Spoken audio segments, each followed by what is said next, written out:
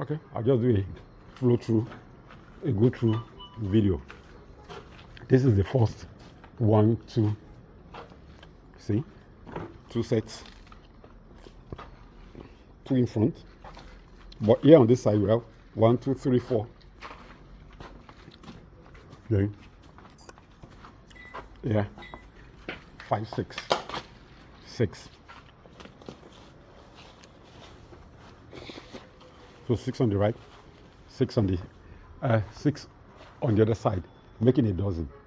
So the dozen has its own chamber. All the water comes in here, and then with all the waste, solid and liquid, and then it now goes under to pass through maze of materials that will catch the solid waste.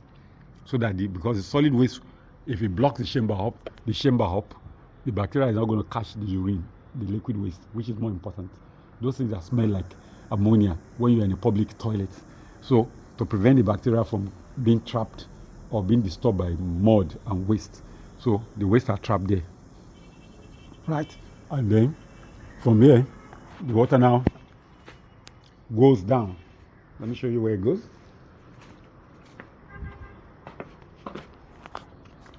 You can see our folks down there. This is a real big facility. Can you see? I'm trying to zoom. So let's back to what we're saying.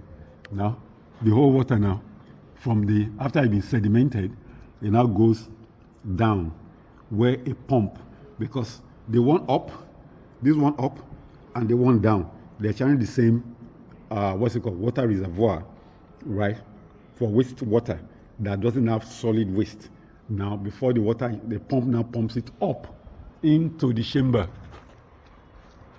for liquid waste eradication. Then after that, it will now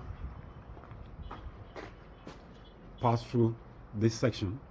Can you see the pipe? Water now that is, free from ammonia, free from hydrogen sulfide, free from carbon dioxide, goes down to the ponds again. So there is no need to change water too regularly. With that, there's no need to change water. So a pond that should take about 1,200 fishes can actually take 3,000 plus to 4,000. And that's the advantage of doing this kind of thing. But the starting cost is really heavy. Just like repair cost too will be really heavy, but then the income too will be heavy eventually, once this can be sorted out. Now, what I said we will do eventually is to go ahead and run a submerged biofiltration unit here where we have the water reservoir, so that bacteria immersed in water will have done a good job of the liquid waste before coming up. So we have a twin opportunity now, because water is really scarce here to a large extent. So once we have a double whammy, that's what we'll call it, both submerged bacteria for effectiveness, and then airborne bacteria. And again, misty water, moist. They need moisture, right? They are more efficient. So effectiveness with efficiency equals to perfection, right? So good to go. That's what we plan for this place.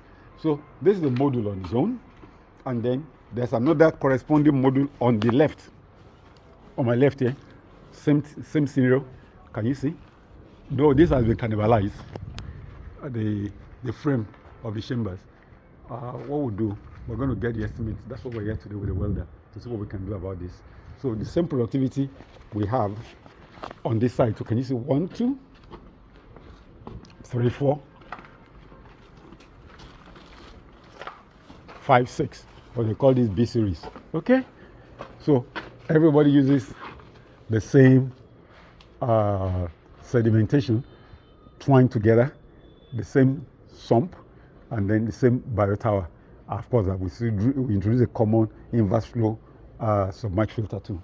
Fantastic. So that sorts this.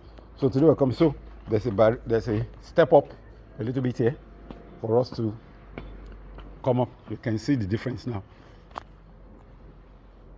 We got 12 on my left there, 12 on my right, and we have equivalent downstairs. So that's what the biotower is serving. So it's not just huge for nothing. because you need a biotower that's almost about the same surface area as the area that is being catered for, to actually help the biological load generated by the fish when they're about to be sold. That's the carrying capacity. The ammonia bioload at about the max carrying capacity of the fish based on the target market. So I hope I'm simple enough with what I'm saying. So same thing is done here. A second set on this side. You can see the first side. Now we have a second set. As we ascend up a little bit, guys are taking measurements. So I don't think I need to repeat myself. So we'll go downstairs and see all we can do to make it happen. First of all, replace the cannibalized pipes. I think that's part of the thing, so that people don't just fall down anyhow. It's really sad enough, but we'll get it all sorted and done. And this place will be one of the best fish farms, in fact, if not the best in Africa. That's the opera.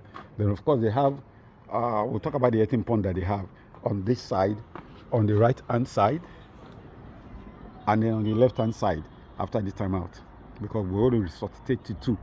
The challenge they have, I'll mention in the video. You can see the fence of the compound over there.